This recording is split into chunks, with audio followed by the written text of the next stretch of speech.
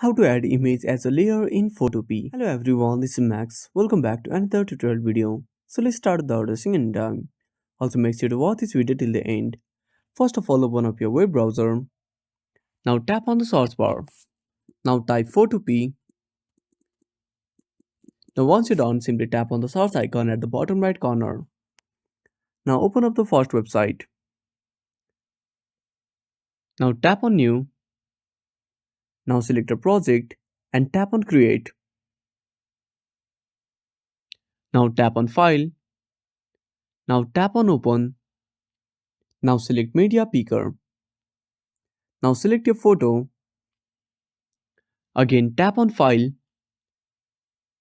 Now tap on open and place. Tap on media picker. Again select other photo you want to add, and that's it. Thanks for watching.